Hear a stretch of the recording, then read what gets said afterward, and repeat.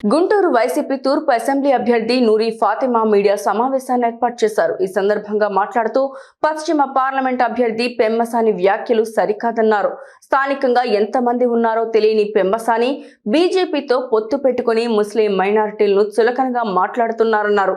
తూర్పులో అభివృద్ధి చేసింది ముస్తఫా నాయకత్వంలోనే అని కొనియాడారు. మే 13న ఎన్నికల్లో ప్రజలంతా జగన్ వెంటే ఉంటారన్నారు. ఇవన్నీ మరి ఆయనకు తెలియదు, ఆయన చరిత్ర గురించి తెలియదు, ఆయన చేసిన మంచి గురించి తెలియదు.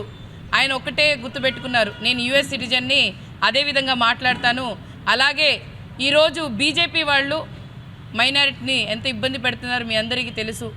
మరి అదేవిధంగా ఆర్ఎస్ఎస్ మనోభావాలు ఉన్నవాళ్ళు ఈరోజు అలాగే ఇంప్లిమెంట్ చేస్తూ వస్తున్నారు. గుంటూరు జిల్లాలోనే నిజంగానే ఎంపీ క్యాండిడేట్ని డబ్బు పరంగానో లేకపోతే అసలు అవగాహన లేని వ్యక్తిని తీసుకొని వచ్చి ఈరోజు గుంటూరు జిల్లాలో మరి ఎంపీగా నుంచోబెట్టారు. స్థానికంగా సమస్యలు తెలియదు, స్థానికంగా ఎంతమంది ప్రజలు ఉన్నారో తెలియదు. ఏదో ఇండస్ట్రీలు కడతాను అని గతంలో ఒక ఎంపీ గారు మరి ఆయన కూడా వచ్చి చెప్పడం జరిగింది. కానీ ఆయన కూడా ఏది కూడా ఇచ్చిన హామీలు కూడా గల్లా జయదేవ్ గారు పూర్తి చేయలేదు. ఈ 10 సంవత్సరాలు గుంటూరు జిల్లా మరి అభివృద్ధికి నోచుకుంది అనంటే ఒక ఎంపీ నిర్లక్ష్యం వల్లే. ఎందుకంటే గత 5 సంవత్సరాలు వాళ్ళు మరి ఉన్నప్పుడు లీడ్లో ఉన్నప్పుడు కూడా ఏ పనులు చేయలేదు. ఎందుకనంటే పనులు చేస్తే మరి మంచి పేరు వాళ్ళకు వస్తుందని చెప్పి ఆ టైంలో కూడా ఏది కూడా ఆయన ఇచ్చిన హామీలు కూడా ఎక్కడ కూడా పూర్తి చేయలేదు. ఇండస్ట్రీ తీసుకొని వస్తాను, మరి మంచిగా అందరికీ ఉపాధి కలిగిస్తానని చెప్పారు. మళ్ళీ రెండోసారి గెలిచారు. గెలిచిన తర్వాత ఇప్పుడు దాకా కూడా ఎప్పుడు కనిపించలేదు. మళ్ళీ ఇంకొక ఎన్ఆర్ఐ వచ్చి నేను స్కూళ్ళు కడతాను, హాస్పిటల్ కడతాను అని చెప్తున్నారు. నాకు తెలిసి ఈయన ప్రైవేట్ స్కూళ్ళు, ప్రైవేట్ హాస్పిటల్ కట్టి దాని ద్వారా ఇన్కమ్ సంపాదించడం తప్ప ప్రజలకు అసలు ఏం కావాలో తెలీదు. స్కూల్లో హాస్పిటల్ అంటారా, మా నాయకుడు జగన్మోహన్ రెడ్డి గారు అయితే మరి అంతా చేసి చూయించారు. నాడు నేడు వల్ల గవర్నమెంట్ స్కూల్స్ డెవలప్మెంట్ కానీ ప్రతి ఒక్కటి చేశారు.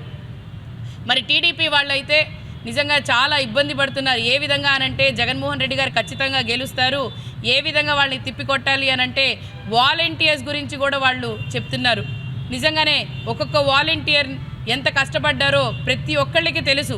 వాలంటీర్స్ ఏ విధంగా ప్రభుత్వానికి ప్రజలకు ఎలా అందుబాటులో ఉన్నారో ప్రతి ఒక్క ప్రజానికానికి తెలుసు. వాళ్ళ మీద కూడా ఏదో విధంగా బురద జల్లుతున్నారు. ఒక్కసారి గుర్తుపెట్టుకోండి, ప్రజల కోసం కష్టపడిన ప్రభుత్వం ఏదైనా ఉంది అనంటే అది జగన్మోహన్ రెడ్డి గారి ప్రభుత్వమే, అది వైఎస్ఆర్సీపీ ప్రభుత్వం మాత్రమే. ముస్లింలను కించపరుస్తూ ఒక చారిత్రాత్మకమైనటువంటి చరిత్రలో నిలిచినటువంటి ఒక సద్దాం హుస్సేన్ గారిని పేరుని ప్రస్తావిస్తూ చాలా నీచంగా మాట్లాడటం అనేది చాలా బాధాకరమైనటువంటి విషయం. దీన్ని యావత్తు రాష్ట్రం కూడా ఖండించినటువంటి పరిస్థితులు. ఈరోజు చాలా అహంభావంగా మాట్లాడుతూ ఉన్నారు పెమ్మసాని చంద్రశేఖర్ గారు.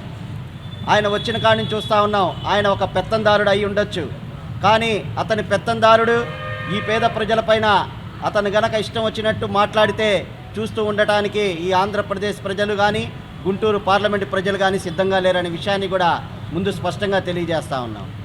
పెమ్మసాని చంద్రశేఖర్ గారు సద్దాం హుస్సేన్ గారి చరిత్ర కనుక తెలిస్తే నిజంగా ఆయన ఒక్కరోజు కూడా నిద్రపోయే పరిస్థితి కూడా ఉండదనే విషయాన్ని కూడా చాలా స్పష్టంగా తెలియజేస్తూ ఉన్నాం. అదేవిధంగా ఈరోజు ముస్లింల గురించి కూడా చాలామంది ఈ యొక్క బీజేపీతో పొత్తు పెట్టుకున్న తర్వాత అందులో ఉన్నటువంటి అభ్యర్థులు కానివ్వండి, పార్లమెంట్ అభ్యర్థులు కానివ్వండి, నియోజకవర్గ అభ్యర్థులు కానివ్వండి, ముస్లింల పట్ల ఒక చిన్న చూపు భావన కలిగి చూడటం అనేది నిజంగా చాలా బాధాకరమైనటువంటి విషయం. దీన్ని మేము తీవ్రంగా ఖండిస్తూ ఉన్నాం. బీజేపీతో మీరు పొత్తు పెట్టుకోండి, మాకు ఇబ్బంది ఏమీ లేదు. కానీ ముస్లింల గురించి తక్కువగా మాట్లాడినా, ముస్లింల మనోభావాలు దెబ్బతీసినా మేము